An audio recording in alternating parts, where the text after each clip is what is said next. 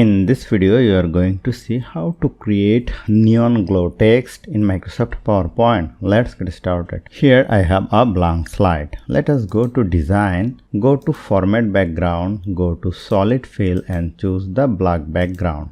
Now go to Insert, go to Shape, pick a text box and drag it over here and add some text here, but I can't see the text. Press Ctrl A to select the text, go to Home, go to over here font color and make it white and increase the font size and make it bold.